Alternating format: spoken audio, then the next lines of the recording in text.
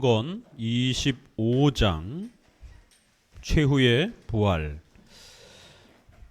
종말론에 대한 가르침이 소개가 됩니다.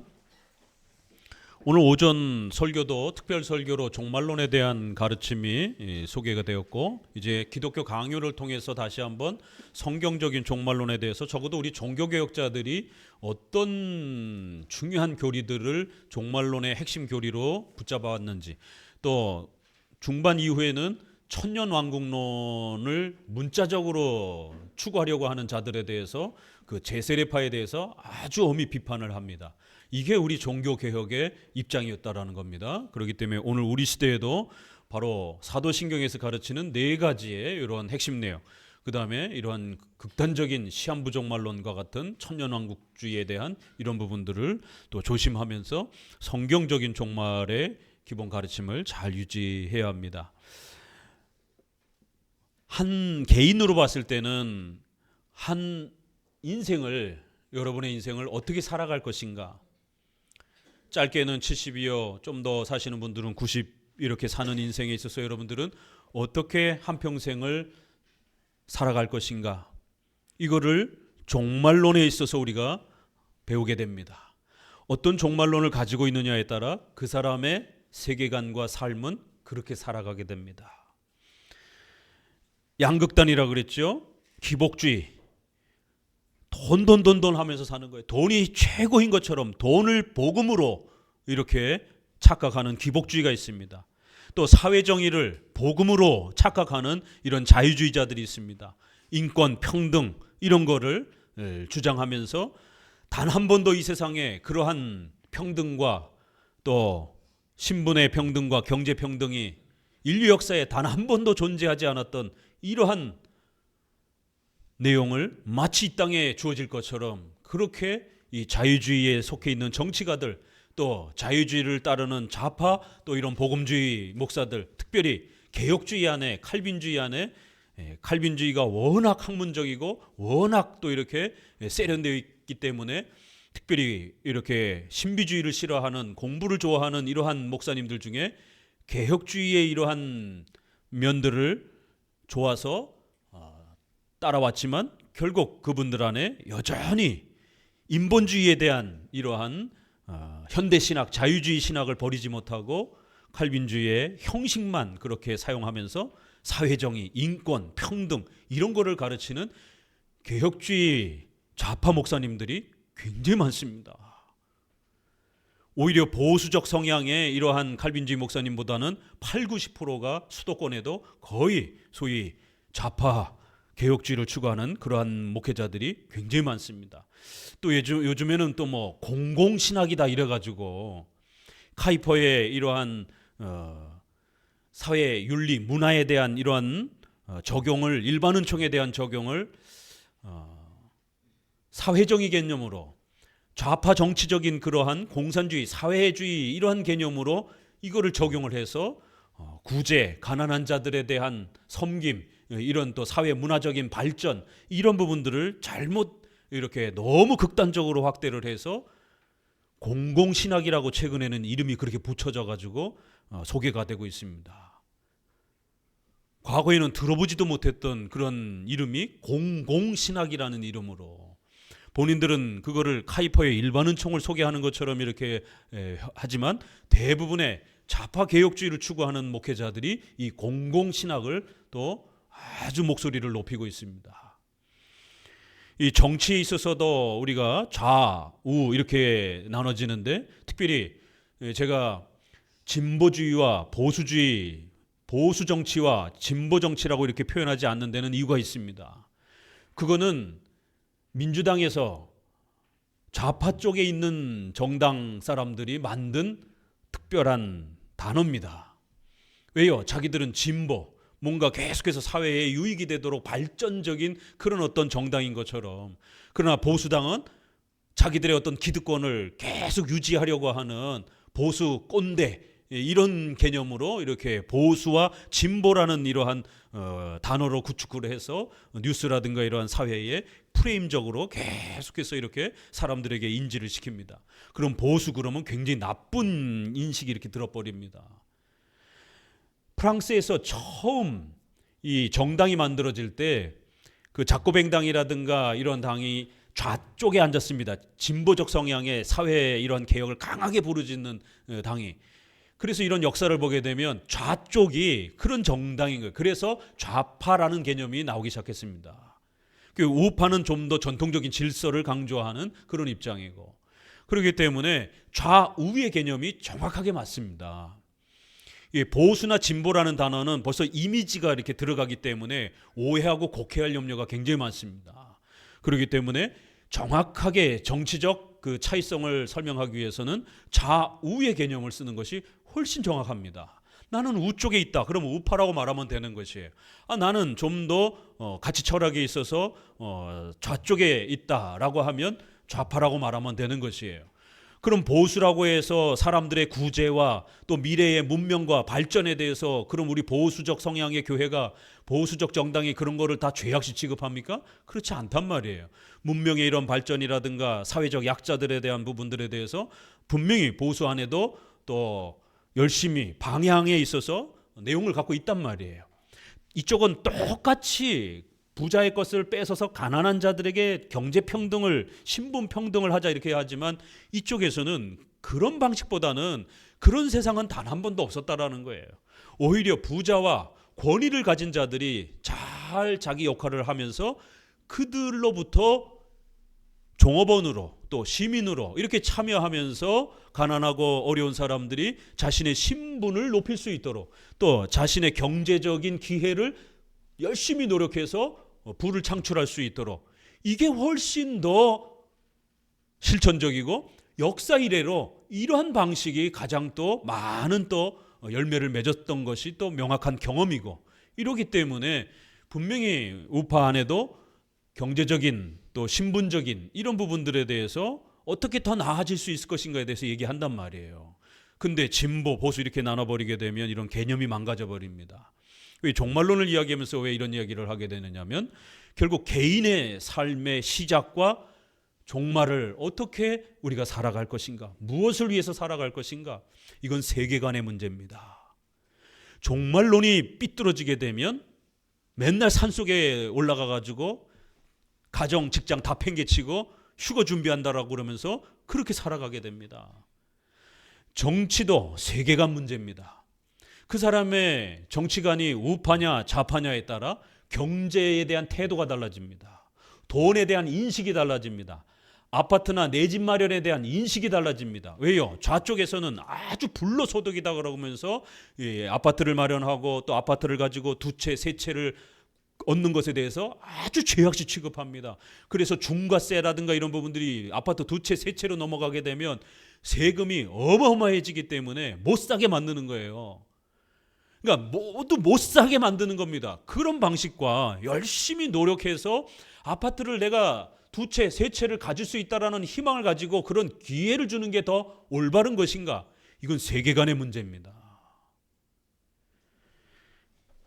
그래서 우리 청년들에게 이번에 내짝 세 번째를 할 때도 보수 정치와 개혁주의와 우파 정치관을 요구한 이유는 국가 정치관은 우리의 경제, 문화, 자식교육, 교회에 대한 방향, 인식, 우리 문화, 윤리에 대한 전반적인 인식이, 방향이 만들어지는 세계관에 영향을 끼치기 때문에 그렇습니다.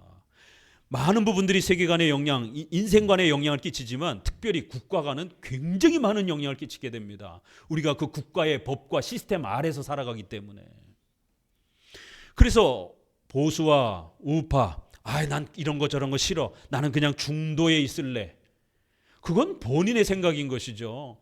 저 아프리카라든가 남미라든가 이런데 원주민 사람들이 뭐 미국, 소련, 중국, 난 이런 거 싫어, 나는 그냥 하루하루 그냥 물고기 잡아먹고 이렇게 사는 게 편해.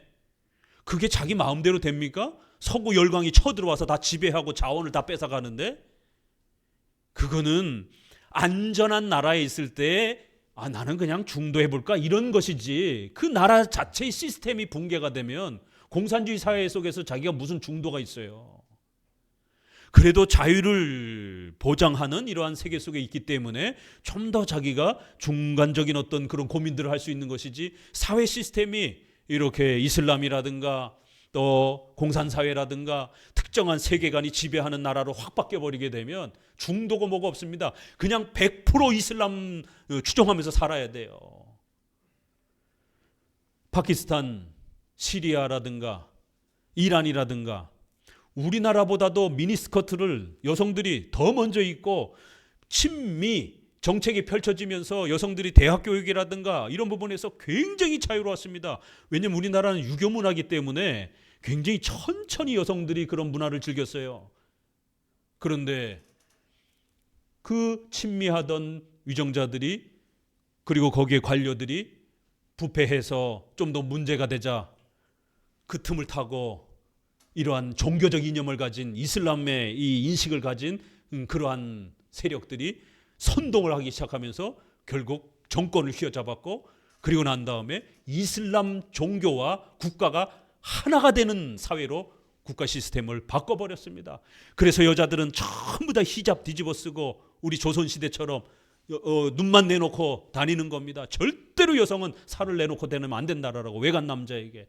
남녀 칠세 부동석과 같은 그런 개념입니다. 그게 외간 남자에게는 절대로 얼굴을 보여서는 안 되고 살을 보여서는 안 되고, 아파 죽는 한이 있더라도 자기 집안의 남자가 데리고 병원을 가야지, 택시를 탄다든가 외간 남자의 어떤 그 도움을 받게 되면 돌에 맞아 죽습니다. 합법적인 친족 정의살인이 남아있는 게 이슬람 문화입니다. 파키스탄, 이란, 지금 여성들이 어떻게 사나 보세요. 비참하게 삽니다. 여성으로서의 인권과 모든 자유가 박탈된 상황에서. 근데 그런 나라가 처음부터 그렇지 않았단 말이에요. 홍콩 보세요. 영국의 식민지로 있었을 때 비록 식민지지만 얼마나 많은 자유를 누렸습니까? 근데 선거를 통해서 두 체제로 만들어준다라고 하는 중국의 속임에, 절대로 우리가 너희들 지배 안 해, 중국과 홍콩 두 나라 체계로 만들어줄게, 너희들의 입법권, 사법권, 행정권, 사유재산 우리가 간섭 안 할게, 이렇게 사탕발림으로 백성들을 속였고, 거기에 영향을 받은 교수, 철학가, 정치가들, 그리고 목사들이 친중국 해야 된다라고 강력하게 홍콩 사람들을 설득했고 선동했습니다.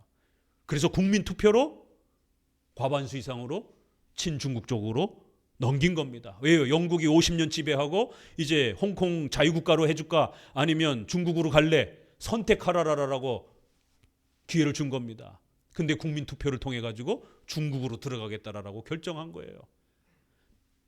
법이 딱 결정되고 나니까 중국이 발톱을 딱 드러내면서 모든 언론, 출판, 집회, 종교의 자유를 강력하게 옥죄기 시작한 겁니다.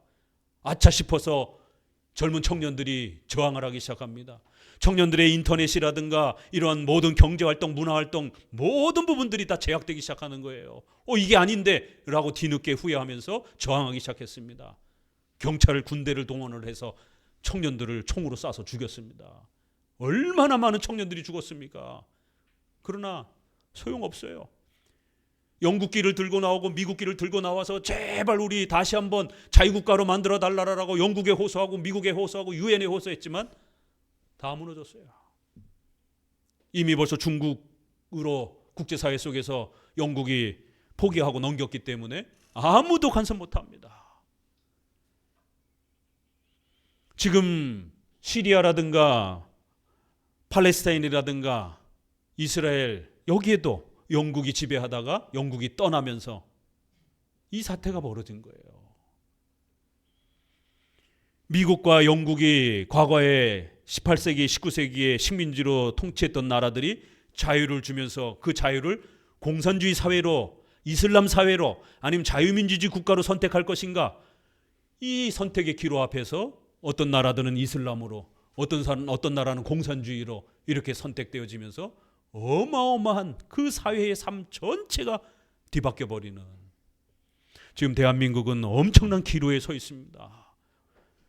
뉴스에서 보시는 것처럼 국가의 이런 많은 어려움들을 우리가 직면해 있고 또 기도해야 되는 때입니다.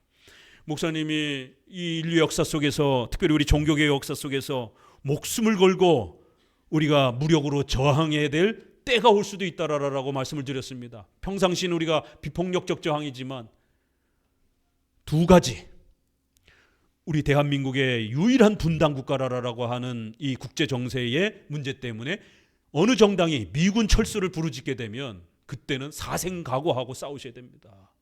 또 하나, 교회의 예배의 자유와 전도의 자유를 법적으로 확립하려고 하는 그런 정당이 있다라면 반드시 목숨 걸고 싸워야 됩니다. 포괄적 차별 금지법이 지금 민주당과 정의당이 강력하게 밀어붙이고 있습니다. 이재명 씨가 끊임없이 연설할 때마다 인터넷에 다 자료 있습니다. 포괄적 차별금지법은 신속히 통과돼야 된다라고. 지금 미국에서 권한 대행들이 자꾸 이렇게 탈핵의 위기에 몰리니까 미국의 유명한 그 싱크탱크와 같은 그런 정치 연구소에서 앞다퉈서 발표가 나오고 있습니다. 민주당이 자꾸 미군 철수를 부르짖게 되면 미군 철수할 수도 있다라고. 철수하면 절대로 다시 안 들어온다라고, 대한민국에. 이게 지금 미국 연구 보고서에서 이번 주 지난주에서 계속해서 쏟아져 나오고 있습니다. 왜요? 이재명 씨가 계속해서 미군 철수와 친중국을 부르짖기 때문에 외국에서도 이 민주당의 지금 이러한 대한민국의 이 상황에 있어서 이들의 어떤 방향성이라든가 이런 부분들이 굉장히 친중국적이고 친북적인, 친러시아적인 성향이 너무 강하다라고 서구 열강들이 판단을 했고, 이 부분에 대해서 미군 철수 얘기들을 꺼내기 시작하는 겁니다. 첫 번째 대통령 탄핵 소추 안에 친중국, 친러시아, 친북한을 하지 않고 적대시 했다. 그래서 탄핵 사유가 된다. 미국과 일본을 너무 가까이 했다. 이게 첫 번째 문장이었습니다. 까무러칠 노릇입니다. 이건 세계관의 전쟁입니다. 사상의 전쟁이에요. 국가 간에도 세계관이 지배를 하게 되는 거고, 기독교 신앙 안에도 이 사상의 전쟁이 있습니다. 왜 우리는 정통주의, 칼빈주의, 개혁주의의 목숨을 거는가? 오직 이 신칭의의 목숨을 거는가? 자유주의자들이 그걸 부정하기 때문에. 이걸 부정하면 기독교는 붕괴가 됩니다. 복음은 붕괴가 됩니다. 사상의 대립과 사상의 싸움이에요. 사상사라라고 말하는 겁니다. 그래서 그리고는 성도들이 살아가는 삶의 터전에서는 이것이 국가 정치의 형태를 통해서 또 대립관계를 부딪히면서 또 싸우게 됩니다. 적어도 과거에는 왕족사회 또 봉건사회에서는 특정한 그런 이념이 지배하지는 않았어요. 왜냐하면 자기들의 혈족을 통해서 나라를 통치하고 지배를 했기 때문에.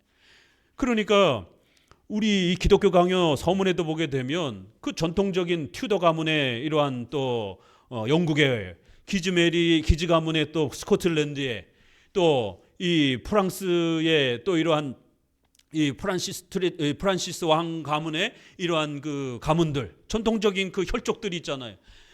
다 목사님들이 존경하는 거예요. 왜? 그 나라 안에 살고 있으니까. 존경하는 폐하여 우리 교회를 좀 잘 돌봐주시기 바랍니다. 그런데 서구 사회가 근대 사회로 바뀌면서 이성주의가 데카르트에 의해서 들어오기 시작했습니다. 하나의 철학과 사상의 이데올로기가 서서히 형성되기 시작했다라는 거예요. 과거에는 그저 자기 집안이 이게 통치하는 정도예요. 그러다 보니까 전쟁을 통해서 이 집안이 멸망하면 다른 집안이 또 통치하고 거기서 백성들은 그냥저냥 살아가는 거예요. 세금 내고. 그런데 이성주의가 이제 1600년 이후로부터 철학이 구축이 되면서 데카르트, 그 다음에 칸트, 헤겔, 그리고 실존주의 철학을 하는 이러한 또 형태들. 그러면서 1900년, 2000년에 와서 마르크스와 레닌과 스탈린과 같은 이러한 사회주의, 공산주의를 표방하는 사람들에 의해서 하나의 어마어마한 세계관이 형성이 됐습니다.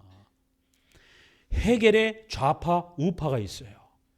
헤겔의 좌파가 공산주의 학자들이 배출이 됩니다.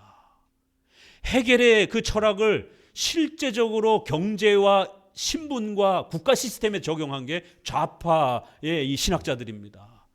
우파는 온건파들이고 좌파는 무력을 동원해서라도 모두가 함께 평등하고 신분과 경제적인 자유를 갖고 살아가는 그런 사회를 한번 만들어 보자. 결국 헤겔의 철학에 의해서 실존주의 철학으로 넘어가면서 하나의 특정한 세계관이 세계를 지배하면서 전통적으로 기독교, 이슬람, 그 다음에 우리나라 같이 이런 불교 이런 형태의 사상만 있었던 것이에요. 인간을 지배하는 어떤 세계관에 영향을 끼치는. 그런데 여기에 이제 이성주의, 철학주의가 등장을 하면서 이 철학주의가 변형이 된 형태로 사람들에게 세계관을 형성하는 이데올로기화된 사회주의와 공산주의라고 하는 엄청난 하나의 세계관이 1900년, 2000년을 들어서면서 확립이 됐습니다. 이거는 기존에 있었던 이 이슬람이나 천주교보다도 더 엄청난 무서운 힘을 발휘할 정도로의 사람의 마음에 영향을 끼칩니다. 왜요? 대부분의 80~90% 사람들은 집이 없어요. 재산이 넉넉하지 않아요. 회사 사장이 아니고 다 종업원이에요. 그러니까 사회주의 선동가들이 야, 너네 부자들 거 뺏어가지고 우리가 너네들 똑같이 나눠줄게. 똑같이 토지 줄게. 이러니까 가난한 사람들 입장에서는 와, 정말 그런 세상이 올까? 와, 정말 그렇게 해줄 거야?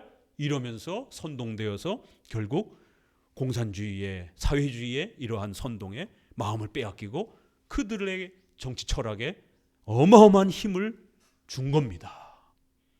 그런데 막상 열려보니까 특정한 그룹이 그 모든 재산과 권위를 독점을 하고 또 다른 독재가 형성이 되는 것을 뒤늦게 깨달은 것이에요. 그리고는 대부분의 모든 사람들은 배급제 형태로, 가난한 형태로 아무도 못 갖게, 특정한 그룹 외에는 다 못 갖는 방식으로 자기들이 처음에 말했던 거랑 너무 다른 이런 형태로 결국 영향을 끼치는 겁니다. 그래서 지금도 이런 좌파적 세계관은 끊임없이 영향을 끼쳐요. 청년 소득, 기본 소득 200만 원 줄게, 300만 원 줄게, 얼마나 달콤합니까? 또 무슨 또 30만 원, 50만 원, 또 이렇게 복지 저걸 해서 줄게 이런 얘기들을 굉장히 많이 하는 거예요. 30만 원, 50만 원 한 번 받아가지고 그게 뭔 소용이 있습니까? 청년들이 열심히 노력해서 좋은 회사에 들어가서 평생을 안정적인 직장과 월급을 받으면서 결혼도 하고 내 집 마련도 하고 이러한 기회를 만들어주는 평등이 훨씬 우수한 것이지, 돈을 당장 지금 평등하게 나눠 갖는 이런 방식은 아주 그럴듯하지만 멀리 가지 않는다라는 거예요. 그 돈 다 떨어지면 어떡할 거냐라는 거예요. 대놓고 삼성과 SK의 유보금, 미래에 다른 나라들과 경쟁을 해서 연구비로 쌓아둔 그 유보금을 당장 몇 프로 빼서 기본소득으로 주자라고 민주당과 정의당이 끊임없이 외치고 있잖아요. 국회의원 수 200석이 넘게 되면 모든 걸 다 할 수 있습니다. 헌법을 바꿀 수 있고 미군 철수를 법적으로 요구할 수 있고 대기업의 이런 모든 재정 문제에 대해서 관여를 할 수가 있습니다. 무시무시한 숫자가 200석이에요. 합법적으로 박수를 쳐주면서 그 권력을 넘겨주는 겁니다. 히틀러의 그 유명한 참모 괴벨스인가요? 히틀러가 어떻게 이렇게 나쁜 놈인지 몰랐느냐라고 막 아우성치니까 그건 당신들 국민들이 선택한 결과다라고. 언제 우리가 총칼로 우리한테 내놓으라라고 우리가 요구했느냐? 너희들이 박수 쳐가지고 히틀러를 통치자로 만들었지 않느냐? 그래놓고 이제 와서 비판을 하고 원망을 하느냐? 당신들이 선택한 결과라라고. 백성들이 히틀러의 선동에 휩쓸려서 결국 선거를 통해 가지고 히틀러를 통치자로 세웠고, 그리고 그 히틀러가 권력을 잡자마자 전쟁을 일으켜서 자기들의 남편, 아버지, 자식들을, 남자들을 전부 다 전쟁으로 총동원령을 내려서 죽게 만든 거예요. 그랬을 때 그 괴벨스라는 참모가 사회를 향해서 그건 당신들이 선택한 결과다라고. 우리는 억지로 뺏지 않았다라고. 무서운 역사의 교훈입니다. 이렇게 종말을 살아가는 데 있어서 우리 개인의 삶에 있어서 죽음을 앞두고 죽음을 바라보고 우리는 어떻게 살 건가? 무엇을 바라보고 살 것인가? 한 번의 인생을 무엇을 만들며 무엇을 열매를 맺으며 살아갈 것인가? 어떤 목적을 갖고 여러분 살아갈 겁니까? 어떤 계획을 가지고 여러분 인생을 살아갈 것입니까? 또 우리 사회는 어떤 방향으로 나아가야 되는가? 사회가 잘 가다가 갑자기 꼬꾸라지면서 엎어질 수도 있는 거예요. 베네수엘라 보세요. 석유가 나오는 나라입니다. 어마어마한 힘을 갖고 있던 나라고 잘 사는 나라인데 좌파 정부가 들어서면서 기본소득을 남발하기 시작을 했고 결국 폭삭 주저앉아서 세계 지금 5손가락 안에 드는 가난한 나라가 됐습니다. 필리핀 보세요. 필리핀이 우리나라의 장충체육관 뚜껑이 있는 체육관을 지어준 나라입니다. 외교 관계 속에서 굉장히 잘 살았던 나라예요. 우리나라는 뚜껑이 있는 체육관이 없어요. 돈이 없어가지고 장충체육관을 만들어줬습니다. 그런데 정부가 잘못 들어서면서 마약부터 시작해서 온갖 세계의 범죄자들이 필리핀으로 몰려들고 정부가 부실해지면서 쫄딱 망해버린 것이. 베트남은 어떻습니까? 남북으로 나눠가지고 그렇게 갈등하다가 결국에는 북쪽에 중국의 영향을 받아서 그렇게 힘을 발휘한 북베트남이 베트콩들이 결국 미군이 그렇게 엄청난 물자를 쏟아부었는데도 불구하고 남쪽에 있는 사람들이 전부 다 친 이러한 공산주의를 표방을 하면서 끊임없이 박수를 치면서 우리가 북쪽에 있는 베트콩들하고 하나의 국가를 만드는 게 훨씬 낫겠다라고 끊임없이 외쳐댄 겁니다. 결국 미군은 무기로 안 되는 거예요. 왜요? 머릿속이 남쪽 베트남 사람들의 머릿속이 비어 있었기 때문에 선동돼 가지고 친 중국을 외쳤기 때문에 결국 공산화가 되면서 미군은 철수하고 제일 먼저 죽은 사람들이 보수 정치가들, 선생님들, 보수 선생님들, 그 다음에 보수 목사님들. 왜요? 인간의 세계관에 영향을 끼치고 사상에 영향을 끼치는 사람들이었기 때문에. 그래서 보트 피플이라고 하는 그 유명한 단어가 나온 겁니다.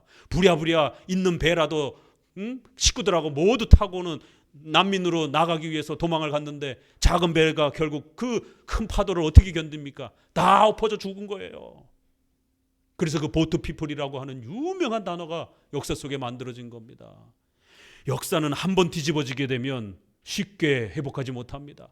대한민국이 70년 동안 이렇게 자유민주주의 공화국이라는 형태로 이런 가치로 이렇게 만들어 온 거예요. 70년 동안 만들어 오기까지 얼마나 힘듭니까? 그러나 망가지는 데는 5년, 10년도 안 걸립니다.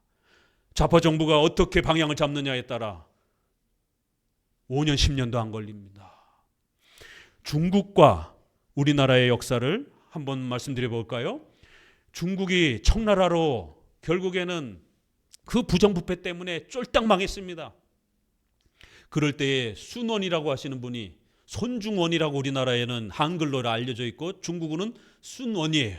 이분이 이승만 대통령 비슷한 그 연배예요. 그래서 미국에 가서 유학도 하고 미국 친구들도 많고 기독교인입니다. 대한민국과 중국은 아주 비슷한 근대의 경험을 했습니다. 그래서 이 순원이라는 분이 신해혁명을 일으킨 거예요. 이 봉건 사회의 이러한 그 부패를 개혁하면서 결국 하나의 힘을 구축하면서 그들을 청나라를 물리치기 시작한 겁니다.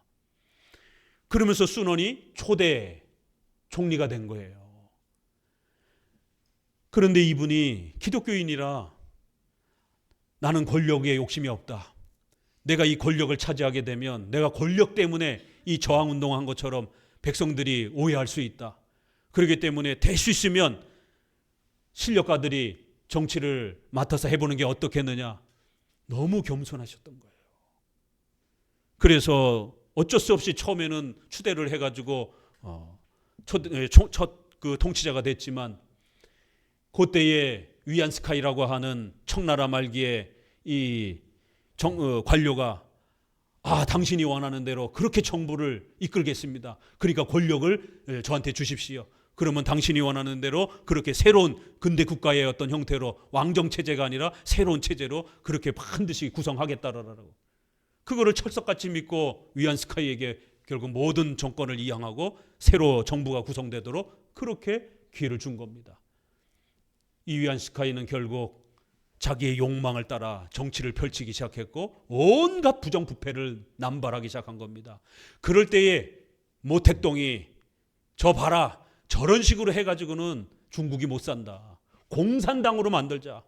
그때 당시에 소련의 이런 많은 사회주의 영향을 받고 있었기 때문에 모택동이 그걸 벤치마킹해서 우리 중국도 러시아, 소련처럼 모두가 똑같이 잘 먹고 잘 사는 이런 사회를 한번 만들어보자. 그래서 공산당이 정당으로 형성이 되면서 거기에 군인들이 형성이 되면서 이제 싸우기 시작한 겁니다.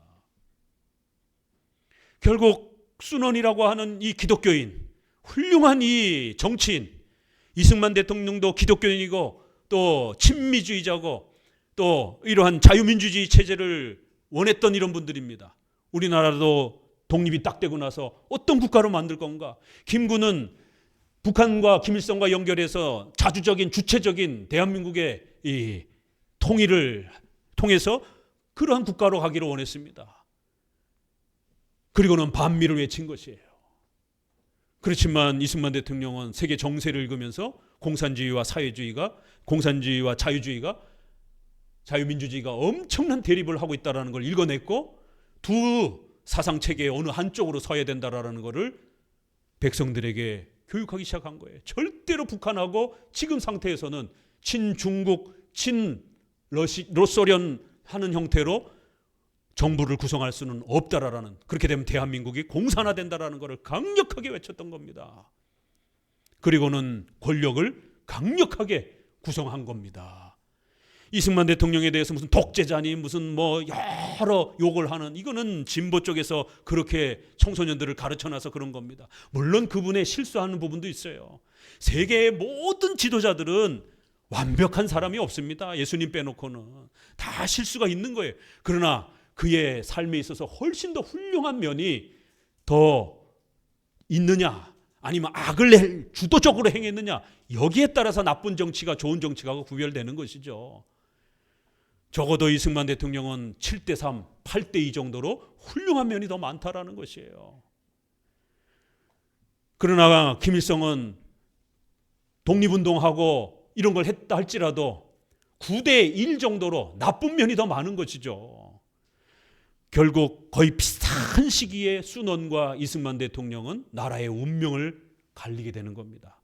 그래서 위안스카이의 그 폭정에 반발하는 많은 공산당들이 형성이 됐고 그러면서 전쟁을 하기 시작한 겁니다. 그게 대만의 역사가 그렇게 시작한 거예요. 그 이후에 등장한 국민당이 짱제스를 중심으로 해가지고 그걸 물려받으면서 권력을 친미를 하면서 권력을 구축을 했는데 결국 공산당과 대립을 하면서 공산당을 만만히 보다가 결국 전쟁에 지기 시작하면서 남은 세력들을 다 데리고 대만 땅으로 도망을 간 겁니다. 그리고는 중국은 완전히 중국화된 거예요. 모택동에 의해서. 그리고는 대만은 친미국가이기 때문에 여전히 그 세력을 겨우겨우 유지하면서 그렇게 명맥을 유지해왔던 겁니다. 참 순원이 그때 좀 더 욕심을 갖고 나라를 생각하고 미래를 생각하면서 권력에 좀 방향성을 갖고 자신의 측근들을 세우고, 그러니까 이런 측근들 세우고 권력을 이렇게 세우고 이런 걸 너무 싫어했던 거예요. 어떻게 이런 욕심을 낼 수 있겠느냐?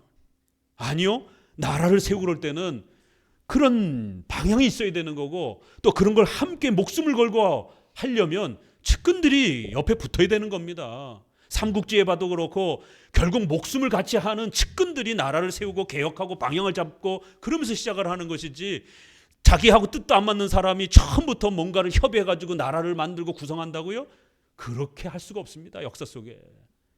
근데 순원은 그 부분에 대해서 너무 마음이 약했던 거예요.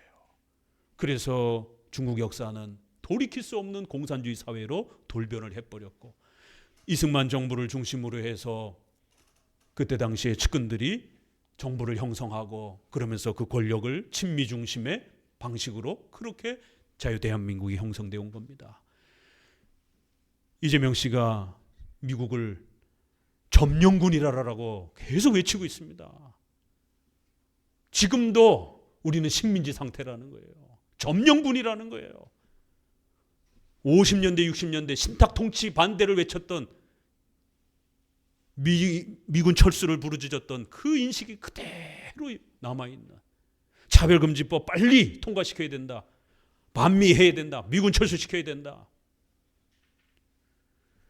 어떤 국가의 운명과 방향은 결국 국민들의 인식과 선거에 의해서 또 정치 지도자들의 선택에 의해서 나라가 뒤바뀌는 겁니다. 가까이는 이렇게 홍콩과 같은 이런 또 시리아의 내전도 우리가 보면서, 또 멀리는 베트남과 또 중국의 이러한 역사도 보면서 교훈을 얻어야 되는 겁니다. 우리가 누리는 이 자유가 처음부터 이렇게 주어져 있었던 게 아니에요. 70년 역사상 대한민국은 지금 절체절명에, 지금 만약 전쟁이 나게 되면 국군 통수권을 누가 행사할 겁니까? 부총리가요? 쉽지 않습니다. 왜요? 형식상으로는 그렇지만 당사자가 과연 내가 이거를 어디까지 해야 되는가? 내가 여기까지 하면 혹시 법에 저촉되는 건 아닌가? 왜요? 그 권한의 개념이 우리가 한 번도 경험해보지 못한 첫 경험이기 때문에 불안한 거예요. 잘못 법을 선택했다가는 자기도 감옥 갈 수 있기 때문에 몸살이게 되는 거고, 지금 그러한 위기 상황에 미국과 서구 열강에서는 끊임없이 민주당이 미군 철수하는 것에 대해서, 반미를 외치는 것에 대해서, 친중국을 외치는 것에 대해서 엄청난 염려를 하고 있고, 만약 국회가 법을 통해 가지고 미군 철수를 합법화시켜버리게 되면 미군은 떠나겠다라고, 다시는 안 돌아올 거라는 것에 대해서 공식 문서로 미국 여러 공신력 있는 기구를 통해서 나오고 있습니다. 존 맥아더의 이 역사 속에서 우리 전쟁에서도 보게 되면 미군이 생각했던 이 전선 라인은 일본을 중심으로 해서 필리핀으로 내려가는 이 전선이었습니다. 왜요? 대한민국에서 너무 많은 희생을 했기 때문에 5만 6만이 죽었습니다. 미군이 15만이 부상을 당했습니다. 20만 가까이가 대한민국에 들어와서 6.25 전쟁을 치렀습니다. 그 덕분에 대한민국이 자유민주주의를 누리고 있는 거예요. 근데 미군을 점령군이라는 거예요, 세상에. 그래서 메가더를 파송할 때에 낙동강이 뚫리게 되면 포기하라라고, 일본으로 모든 미군을 빼고 대한민국은 중국에 넘겨주라라고, 그리고는 미군의 이런 군사 경계선은 일본으로 해서 필리핀 라인으로 이렇게 중국을 대응하는 방식으로 미국 정부의 극비 문서들이 다 공개돼서 이제는 나옵니다.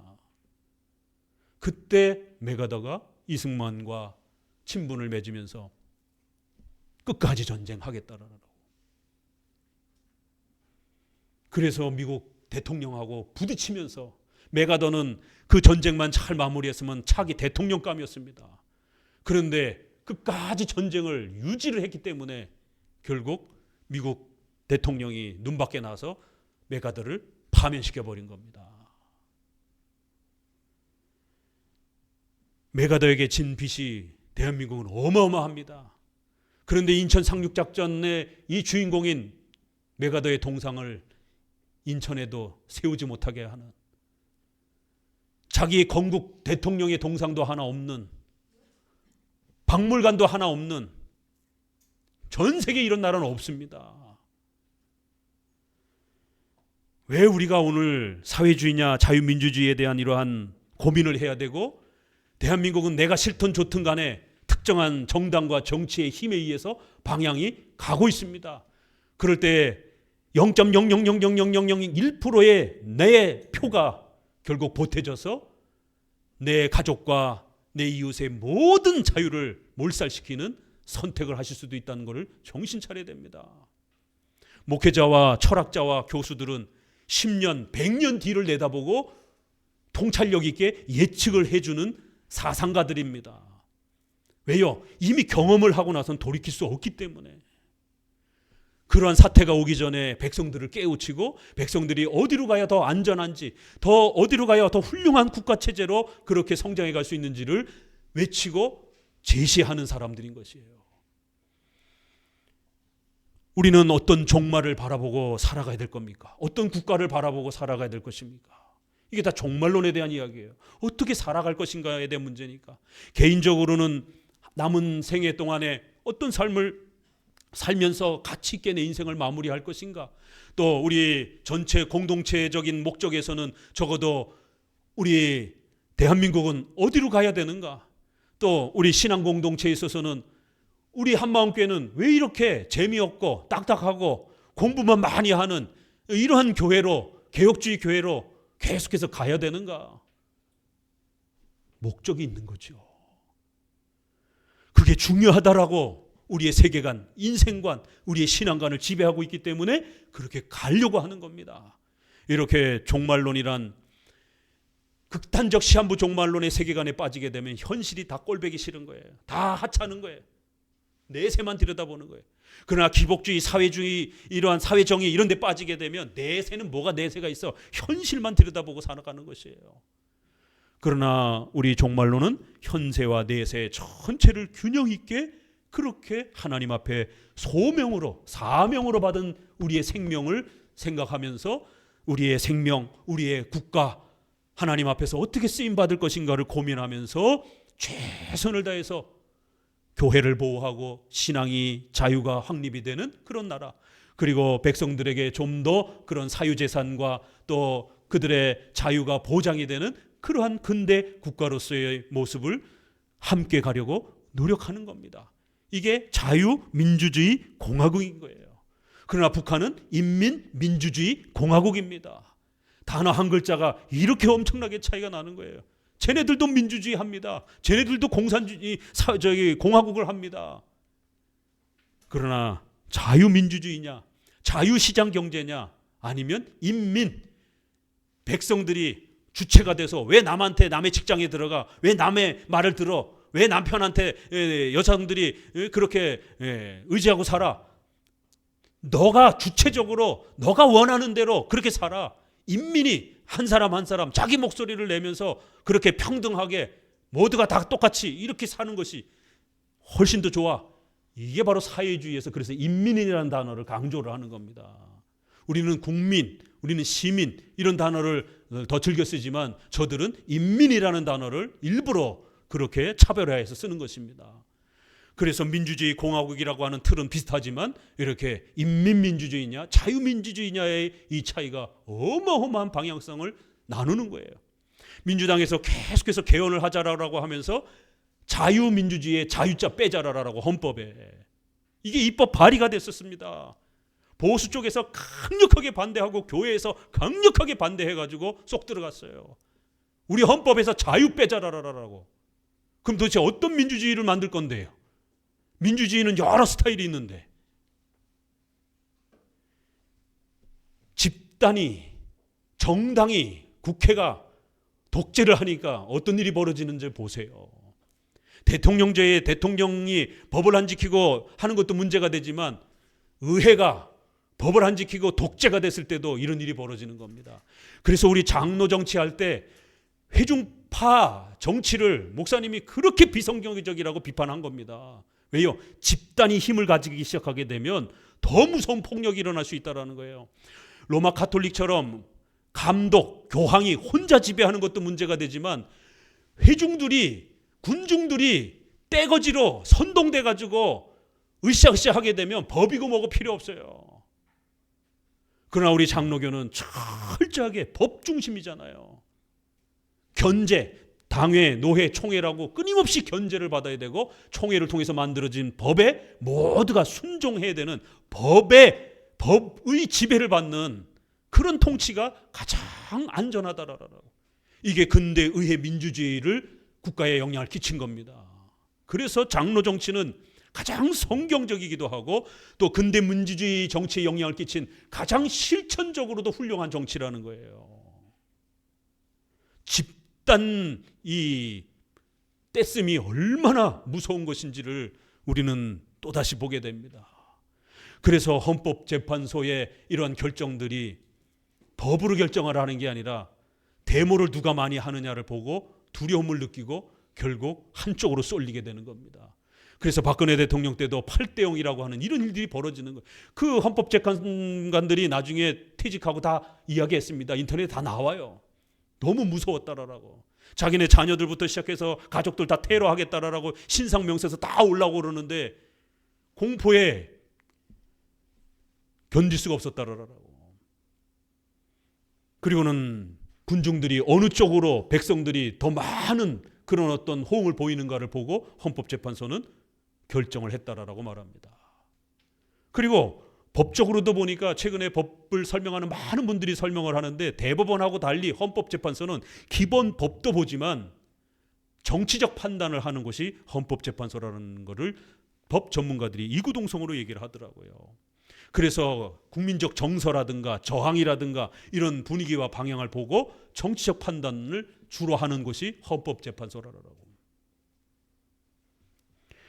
그렇기 때문에 탄핵을 반대하는 이런 목소리들에 대해서 많은 군중들이 또 이렇게 목소리를 내는 또 이런 부분에 대해서 헌법재판소는 고려하게 되는 거예요. 이런 정치적 판단을 하기 때문에. 대한민국은 절체절명의 위기에 있습니다. 만약 여기서 미군이 철수되고 만약 다시 돌아오지 않는다라면 중국이 유일하게 지배하지 못한 두 나라가 있습니다. 대만하고 한국. 홍콩, 마카오 다 자기들 손아귀로 다 들어갔습니다. 역사 이래로 대한민국을 못 먹었습니다. 대만을 못 먹었습니다. 그래서 두 나라를 집어삼키려고 끊임없이 노력하는 거예요. 목사님 요즘 시대에 무슨 간첩이 있어요. 연일 뉴스에 이제 쏟아져 나오기 시작하잖아요. 기다려보세요. 어떤 정보들이 쏟아져 나오는가. 설마 했던 그런 일들이 결국 우리의 인터넷과 이런 부분에 대해서 해커라든가 이런 것들이 얼마나 쉽게 여론 조작이라든가 민주주의의 가장 꽂힌 선거에 영향력을 끼칠 수 있다라고 하는.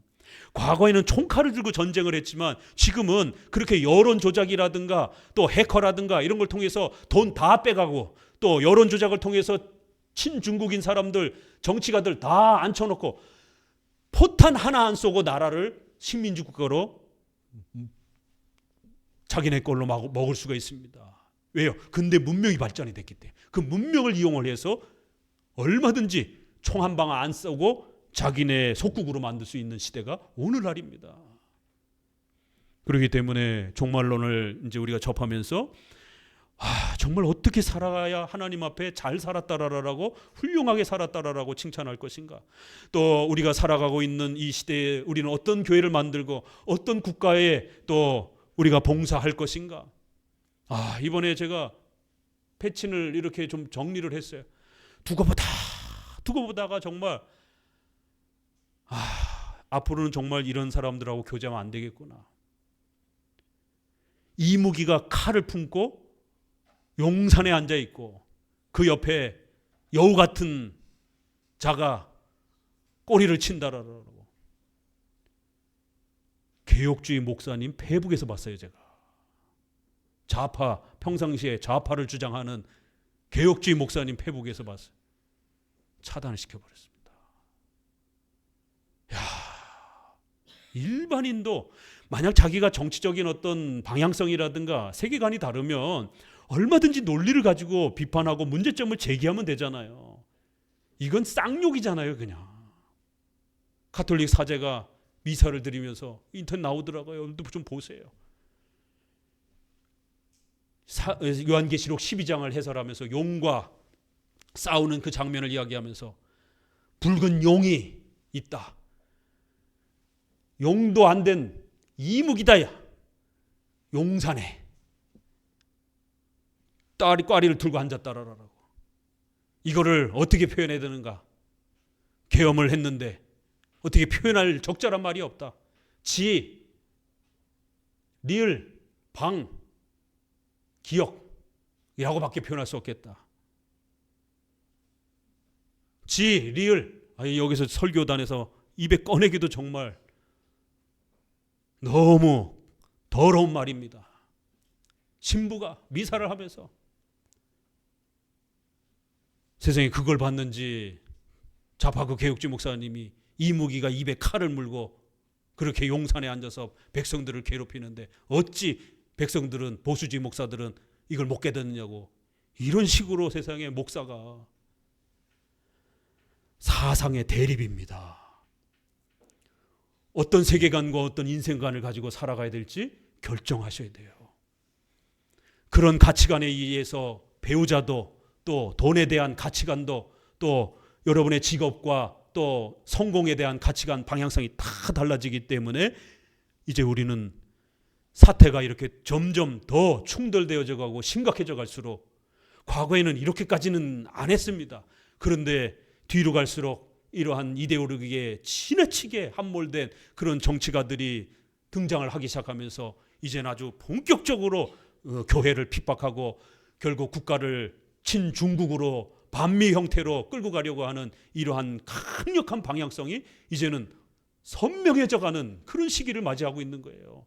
그러면 성도들도 기도하면서 이제는 분명하게 자신들의 방향성을 정하시고 그러한 방향성 아래서 자식들을 교육시키고 또 그런 배우자들을 만나셔야 되고 또 그러한 이웃들과 교제하시고 또 그러한 교회에서 열심히 하나님 앞에 살려달라고 기도하시면서, 그럼 어떤 기도할 겁니까? 저와 여러분은 탄핵을 금지해달라고, 보수정부가 좀 더 안정적으로 유지하게 해달라고, 간절히 대한민국을 구해달라고, 교회가 평안한 중에 살게 해달라고 기도할 수밖에 없는 거예요. 그런데 좌파 목사님들은 반드시 이번에 빨리 파면되어서 민주당의 이재명 씨가 대통령이 되어서 사회정의가 펼쳐지고 이런 나라가 되게 해달라고. 그러면은 포괄 차별금지법 바로 들어올 텐데요. 그러면 목사님의 설교와 모든 신앙활동이 중지될 텐데 어찌 목회자라는 분들이 한 치 앞도 모르냔 말이에요. 다른 건 다 양보해 줍시다. 그럼 우리가 민주당의 어떤 이런 모든 부분 세계관에 대해서 양보합시다. 포괄 차별금지법을 포기하지 않는 이상 크리스찬으로서 절대로 민주당 지지하면 안 됩니다. 그거 하나만 봐도 종말론이란 인생의 삶을 어떤 방향으로 살아갈 것인지에 대한 이러한 중요한 가치 철학을 이야기하는 그런 내용이기 때문에 최근 사태와 관련해서 여러분에게 다시 한번 이 종말의 교리라는 게, 종말론이라는 게 우리의 삶에 어떤 영향을 끼치는지, 너 어떻게 살아갈래? 이런 거예요. 너 인생을 어떻게 마감할래? 하나님이 우리에게 이렇게 물으시는 겁니다. 그걸 가르치는 게 종말론인 거예요. 천년 만년 살 것처럼 그렇게 착각하면 안 된다라는 겁니다. 짧아야 70년, 80년이라는 거예요.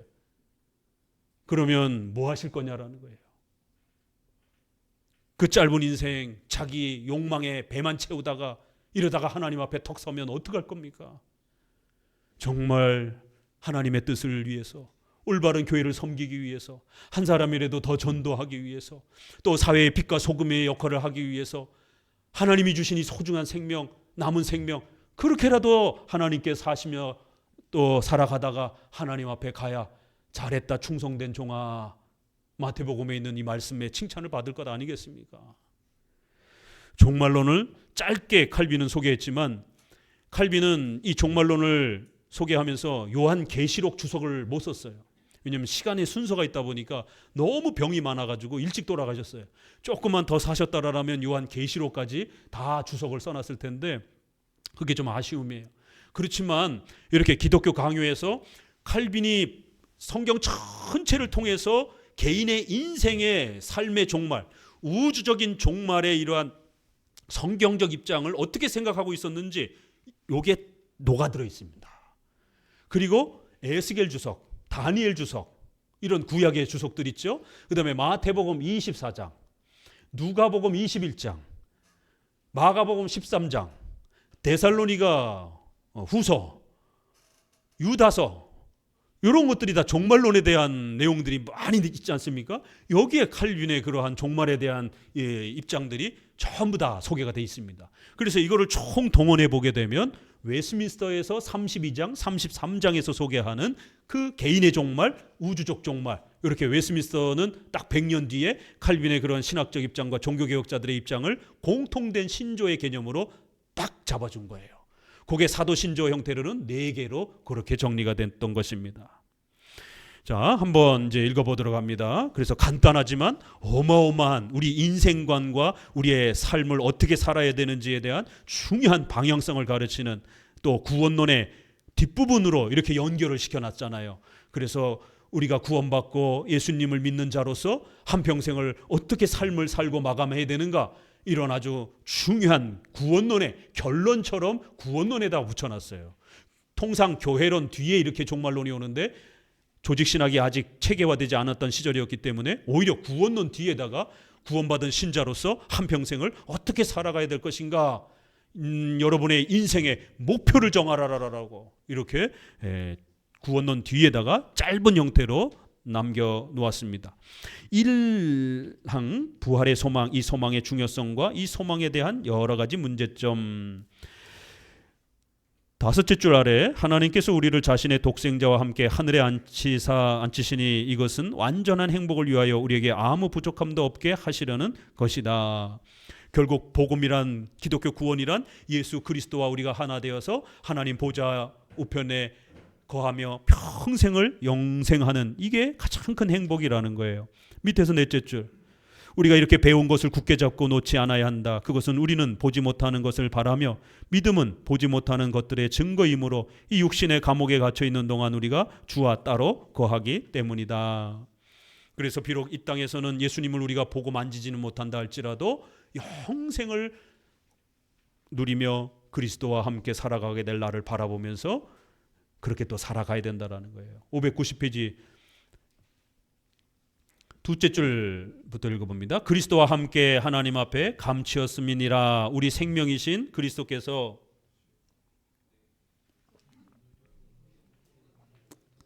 읽으세요. 그러므로 우리의 노인 처지는 근심함과 경건함으로 구주 예수 그리스도의 영광이 나타나심을 기다리는 것이라. 이 땅에 살면서 많은 어려움을 겪을 수 있다라는 거예요. 예수님을 직접 만지지 못하다 보니까 또 때로는 시험에 들고 힘들기도 한다라는 거예요. 그렇지만 근신함과 의로움으로 경건함으로 흔들리지 말고 장차 예수님을 우리가 직접 만날 날이 올 거라는 것을 기다리면서 굳굳이 살아가야 된다라는 거예요. 우리의 위치를 버리는 일이 없도록 비상한 인내심이 필요하다. 이제 이런 것들을 또 구축해 주는 게 종말론이라는 거예요. 쭉 내려오셔서 빌립보서 3장 14절 찾으셨어요? 마태복음 6장 21절 그 뒤에부터 읽어봅시다. 시작. 그렇기 때문에 이 세상에는 믿음이 드물다. 우둔한 우리들이 무수한 장애물을 넘어 위에서 부르신 부르심의 상을 위하여 쫓아가는 것처럼 어려운 일은 없다. 태산 같은 불행이 우리를 거의 압도할 뿐 아니라 우리가 현세의 복의 유혹을 기꺼이 물리치고 지나가는 그림자같이 눈에 보이지 않는 복을 얻으려고 노력한다고 해서 세속 인간들은 우리를 조롱한다. 끝으로 우리의 상하 전후에는 무서운 유혹이 우리를 둘러싸고 있어서 우리의 마음을 땅 위의 일들에서 해방시켜 멀리 있는 하늘 생활에 붙들어 매놓지 않는다면 우리의 마음은 올바로 유지될 수 없을 것이다.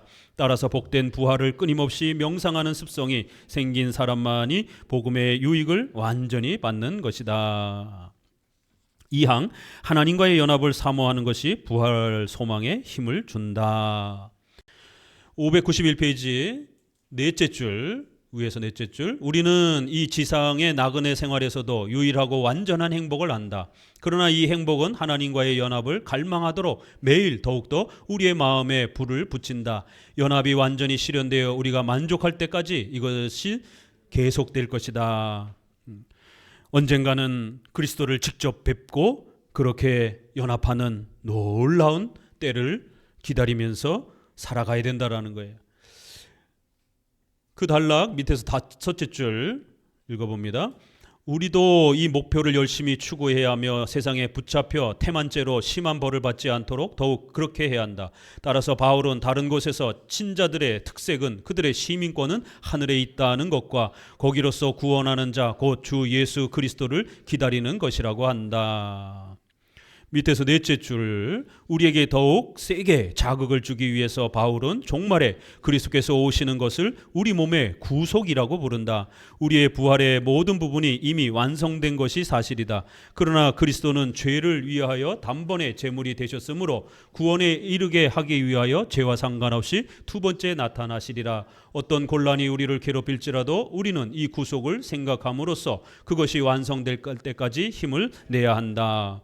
우리 몸의 구속이 완성된다, 이런 표현을 자주 쓴다라는 거예요. 이거 잘못 읽으면 마치 우리가 칭의가 완성이 안 돼서 나중에 완성되는 것처럼 이런 오해가 줄 수 있어요. 그러나 이건 그런 뜻이 아니라 칭의는 완성됐지만 우리 몸이 아직 부활체를 받지 못한 거예요. 그래서 언젠가는 오늘 오전에 배웠죠? 중간 상태, 완전 상태. 영혼만 지금 있는 중간 상태. 그러나 이제 최후에 예수님 재림하시면 우리 몸과 영혼 전체가 부활하게 되는 이제 그러한 완전한 상태가 오기 때문에 우리가 기다린다. 구속을 완성해 줄 것이다. 이런 표현이 나온다라는 겁니다. 사망.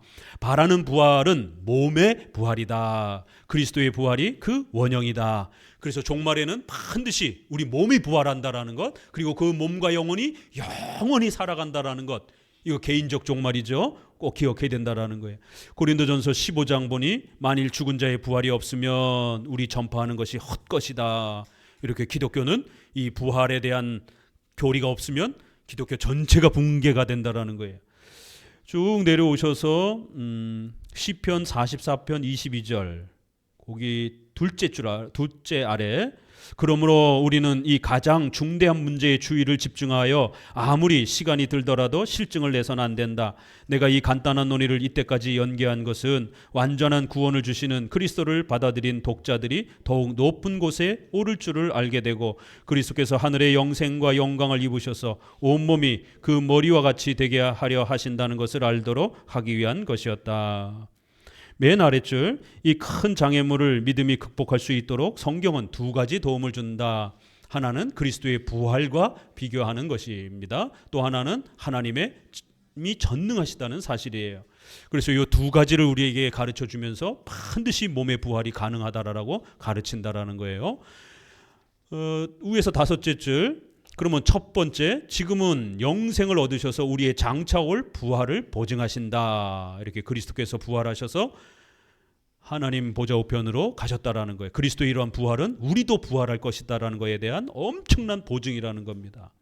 고린도전서 15장 16절 쭉 내려오셔서 그 뒤에부터 읽어봅니다. 그리스도께서 죽으신 것이나 다시 사심으로 죽음을 이기신 것은 자신만을 위한 것이 아니라는 것을 바울은 하나의 기존 원리로 인정했다.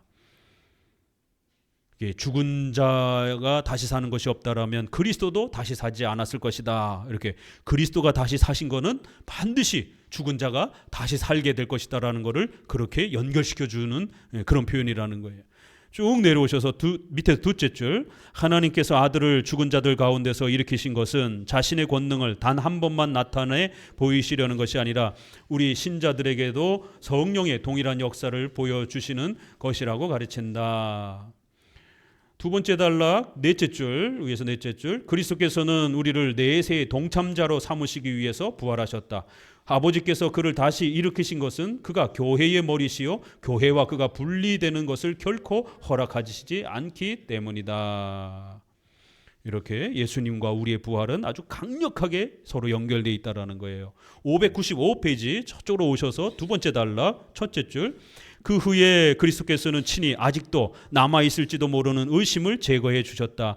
제자들은 그리스도를 여러 번 만났고 그 손과 발을 만져보기도 하였다. 그들의 의혹이 우리의 믿음을 강화하는 데 적지 않은 도움이 되었다. 이렇게 성경에는 예수님이 부활하시고 난 다음에 제자들을 많이 만나주시는 이러한 다양한 장면들을 또 우리에게 증거로 보여주면서 예수님이 그 육체로 부활하셨다라는 것을 아주 명백하게 우리에게 가르치고, 그 그리스도의 부활은 우리와 연결되어 있기 때문에 우리의 부활을 보증하는 아주 중요한 약속이라는 것입니다. 자, 오늘은 3장까지만 그렇게 소개하도록 합니다. 기도합니다.